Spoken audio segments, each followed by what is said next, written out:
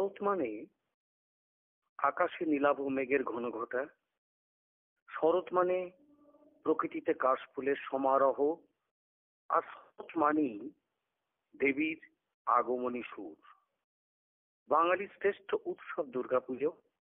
মা আসছেন কথাটার মধ্যেই যেন এক গভীর আবেগ জড়িয়ে আছে। আমরা বাঙালিরা একটু বেশি আবেগ বিহ্বল, কিন্তু এবারের আগমনী যেন এক বিষণ্ণ আগমনী।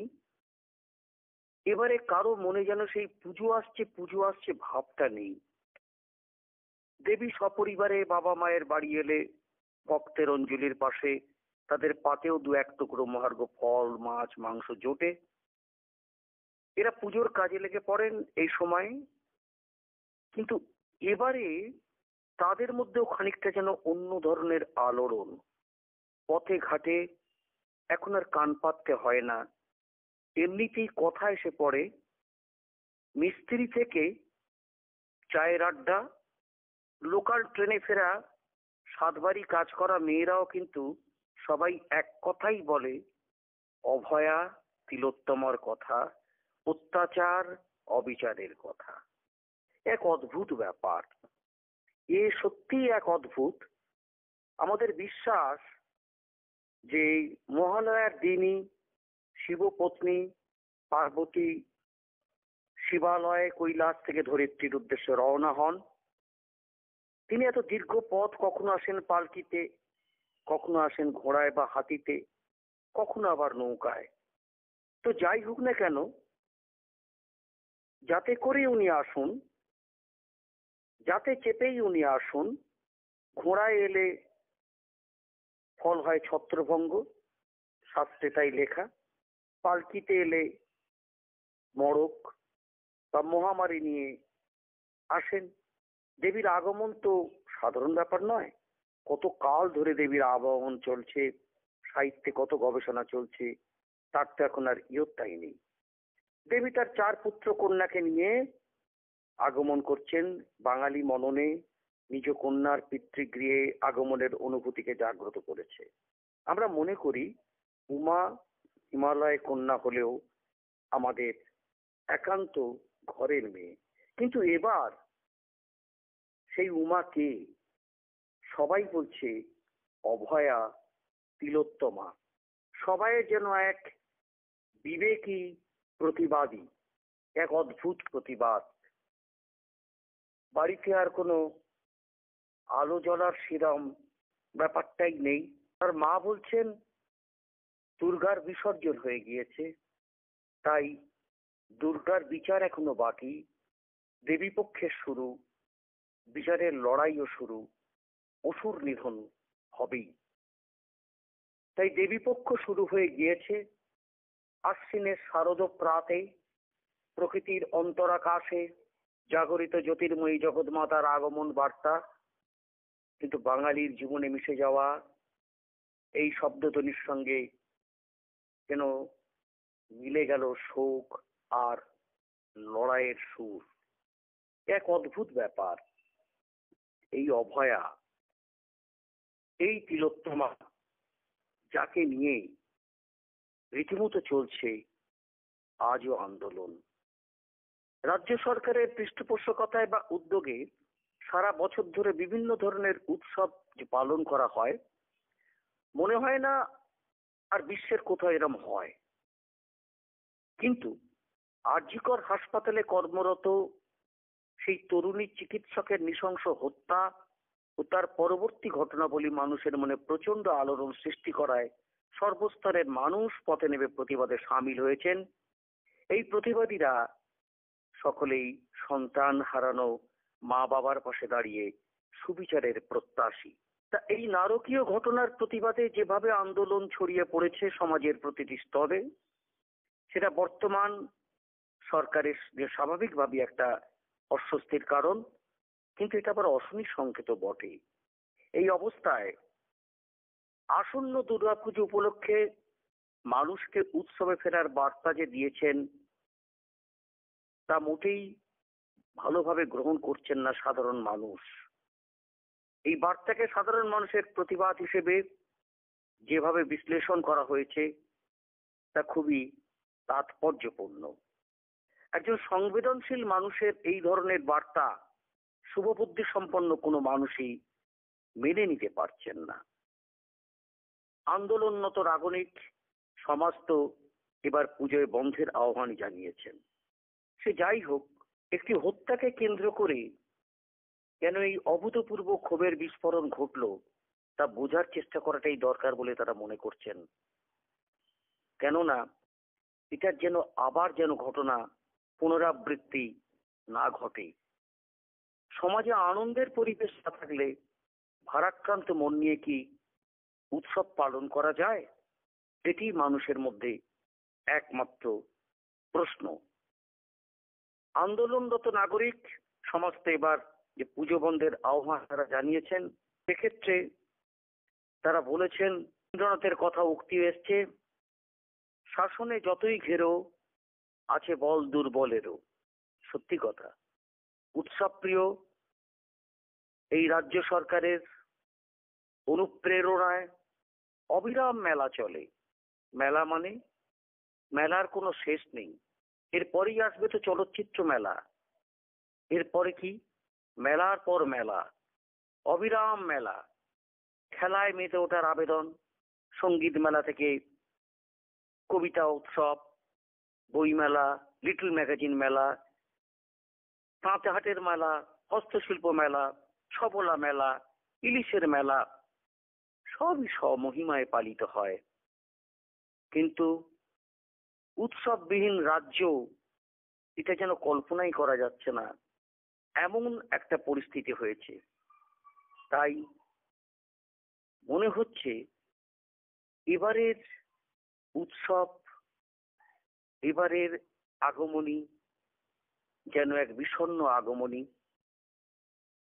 যদিও শিউলি দু একটা ফুল ঝরছে, কাশফুল পূর্ণদমে সাদা চাদর নিয়ে তারা হাজির, তারাও বাতাসে দুলছে। শরতের নীলাকাশে সাদা পেঁজার তুলোর মতো মেঘ থাকার কথা এই সময়, কিন্তু বর্ষার কালো ভারী মেঘের ভ্রুকুটি যেন থামছেই না।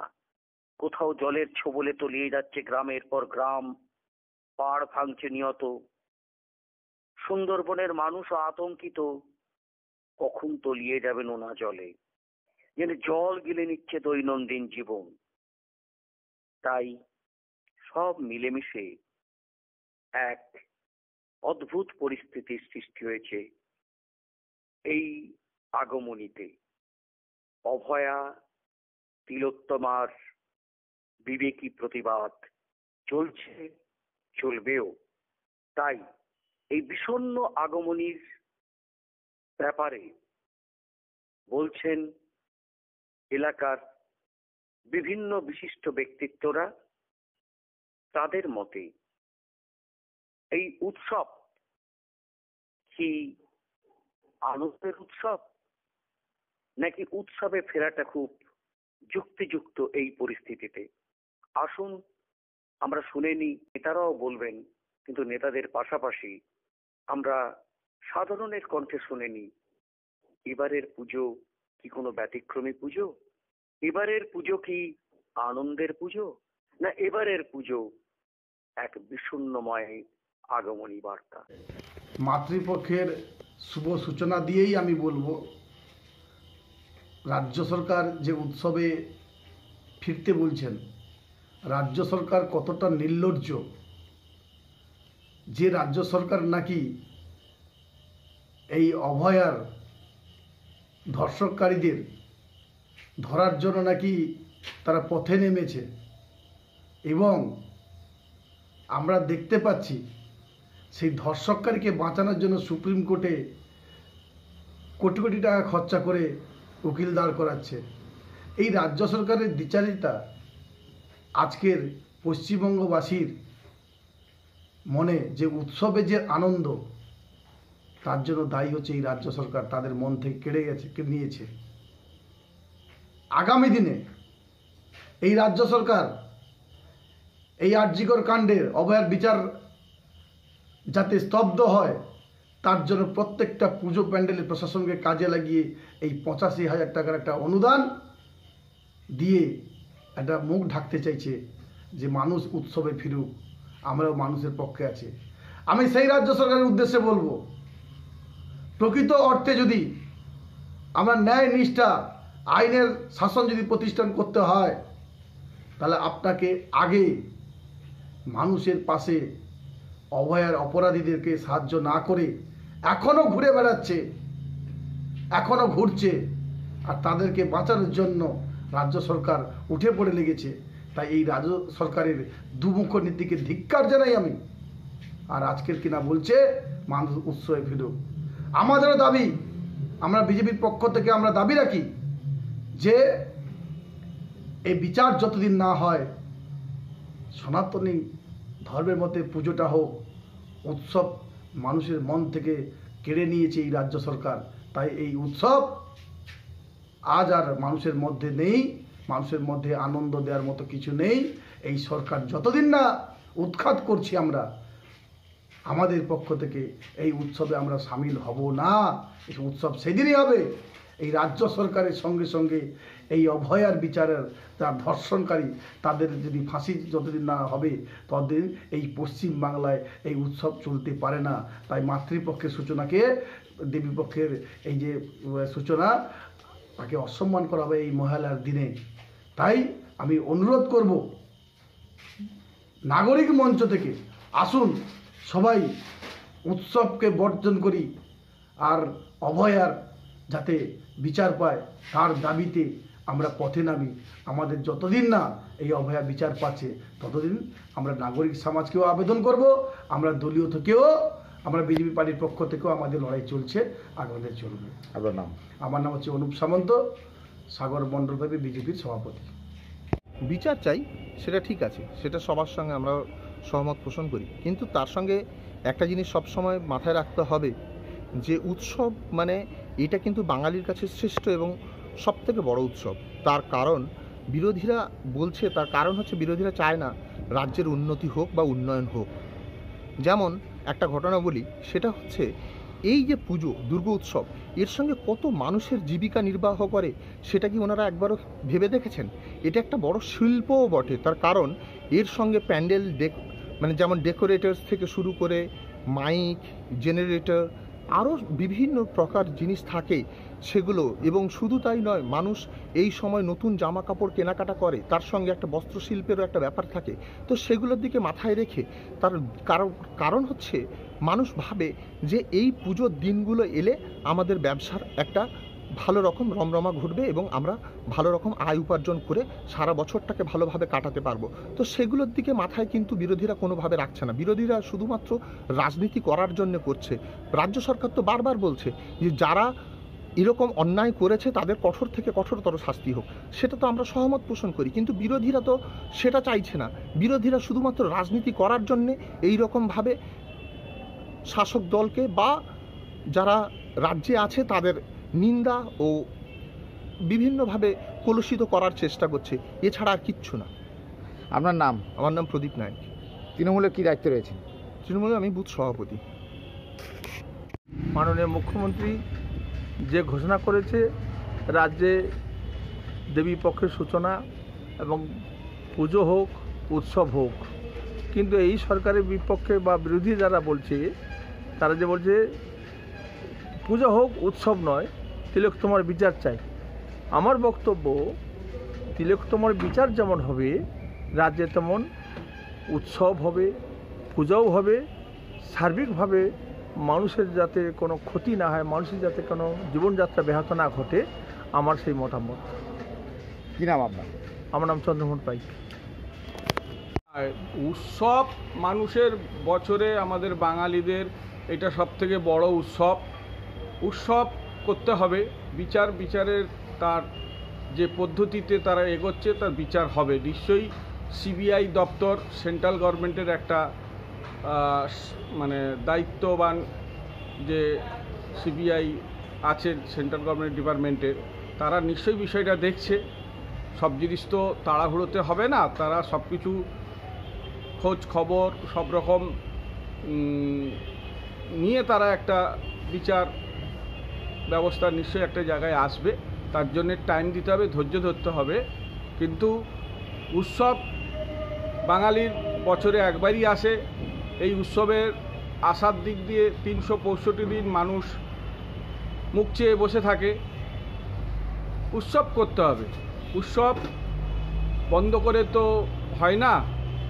আর সারা দেশে সারা পৃথিবীতে বিভিন্ন অপ্রীতিকর ঘটনা ঘটেই যাচ্ছে। তার জন্যে মা দুর্গার যে আগমন নিয়ে যে বাঙালিদের যে উৎসবে মাততে হবে, মাতাতেই হবে, সবাইকে নিয়ে উৎসব করতে হবে। ও বিচার চাই আমরা, বিচার নিশ্চয়ই বিচার আমরা 100বারই চাই। বিচারের বিপক্ষে আমরা না, পক্ষেই বিচার আমরা চাই। তার সঙ্গে সঙ্গে উৎসবটাও আমাদের দেখতে হবে। আপনার নাম? কেন এই উৎসবের সাথে অনেক মানুষের রুজি রোজগারও জড়িয়ে আছে। আমার নাম বিশ্বনাথ ঘড়ই, আমি কাকদ্বীপ নয়াপাড়ার একজন মেম্বার ও পদাবাদিত্যনগর গ্রাম পঞ্চায়েতের উপপ্রধান।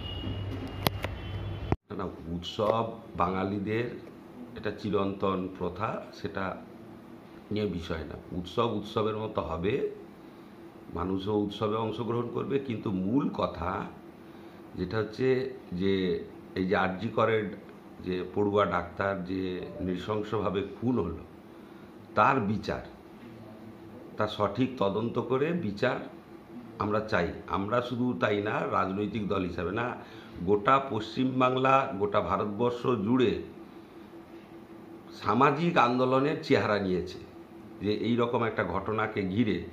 অতীতে অনেকগুলো কাকদ্বীপে ঘটনা ঘটেছে, সেটা দেখা গেছে যে কার্যত ওটা সিপিএমের বাড়ি। কিন্তু এই একটা ঘটনা, যে ঘটনা নাড়িয়ে দিল গোটা সমাজকে, যে শুধু ধর্ষণ করার উদ্দেশ্যে খুন না, বা ধর্ষণের নাম করে খুনটাকে বিভ্রান্ত করা হয়েছে। আসলে রাজ্য সরকারের যে দুর্নীতি, মেডিকেলের যেমন দুর্নীতি আছে, তার থেকে আরও অনেকগুলো ক্ষেত্রে দুর্নীতি, পঞ্চায়েত যেগুলো আমরা বলে আসছিলাম, সেটা অনেক ক্ষেত্রে সাধারণ মানুষের হয়তো বা তাদের বোধগম্যের মধ্যে ঢোকেনি। কিন্তু এই একটি খুনের ঘটনাকে মানুষের মনকে নাড়িয়ে দিল যে চিকিৎসার মতো ক্ষেত্রেও একটা দুর্নীতি, যেখানে ডাক্তারবাবু বা ঔষধের ওপরে মানুষ একেবারে নির্ভরসায় থাকে যে এই ঔষধটা খেলে বা এই ডাক্তারবাবুর কাছে গেলে আমার প্রাণ বাঁচবে বা আমি সুস্থ হব। সেখানেই হচ্ছে দুর্নীতি, এবং সেই দুর্নীতি কোনো কারণে এই ছাত্রীটি জেনে ফেলেছিল, যে কারণেতে রাষ্ট্রীয় ষড়যন্ত্র করে তদন্ত লোপাট করা হয়েছে, যে কারণেতে মানুষ, সর্বস্তরের মানুষ, এই যে নাগরিক যে মিছিল হয়েছে, শুধু কি সিপিআইএমের লোক ছিল না, যে তৃণমূলকেও ভোট দিয়েছে, তৃণমূল পরিবার, কংগ্রেস, বিজেপি, যে রাজনীতি করে না, রাজনীতিকে সমর্থন করে না, তারা সবাই এই অংশগ্রহণ করেছে। ফলে মানুষের যে দাবি উঠেছে যে সঠিক তদন্ত, এবং তদন্ত করে দোষীদের শাস্তির ব্যবস্থা করতে হবে, তবে গিয়ে হচ্ছে উৎসবের যে মেজাজ, সেই উৎসবের মেজাজ ফিরে আসবে। মানুষের এই চাহিদা বা কামনা উৎসবের মতো হবে, সেটা নিয়ে তার নিয়ে কোনো বিতর্ক নেই। কিন্তু উৎসবের মধ্যেও যে এই দুঃখের যে বিষয়, সেটাও মানুষকে কোথাও প্রভাবিত করেছে।